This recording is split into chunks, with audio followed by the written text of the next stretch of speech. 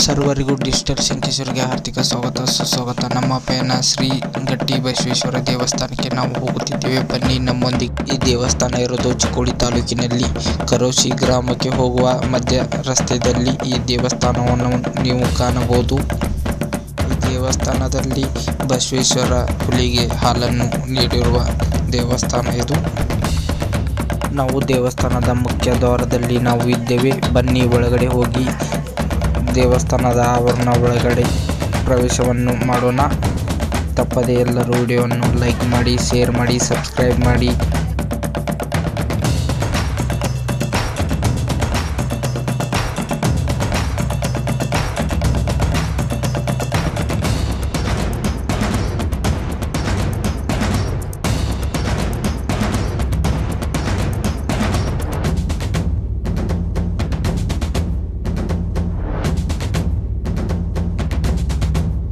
ದೇವಸ್ಥಾನವನ್ನು ಎಷ್ಟು ಸುಂದರವಾಗಿ ನಿರ್ಮಿಸಿದ್ದಾರೆ ಇಲ್ಲಿ ನೀವು ಕಾಣಬಹುದು. ಹಾಗೂ ನಿಮ್ಮ ಕುಟುಂಬ ಸದಸ್ಯರ ಜೊತೆ ಇಲ್ಲಿ ನೀವು ಭೇಟಿ ನೀಡಬೇಕಾದ ಸ್ಥಾನ ಇದು.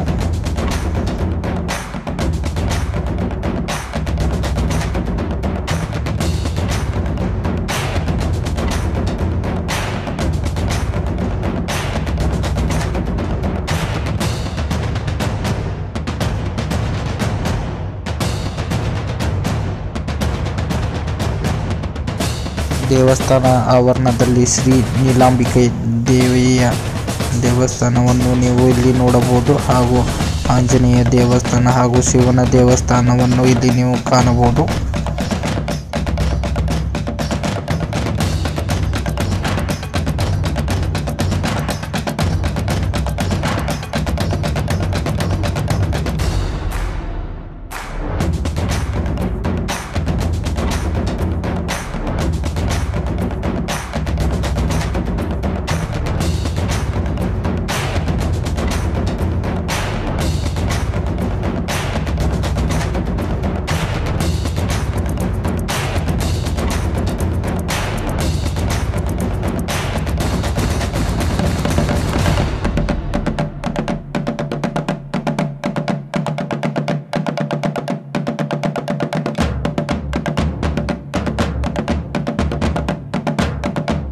ದೇವಸ್ಥಾನದಲ್ಲಿ ಮೂಲ ವಿಗ್ರಹವನ್ನು, ಇದು ಉದ್ಭವ ವಿಗ್ರಹವನ್ನು ನೀವು ಕಾಣಬಹುದು ಇಲ್ಲಿ.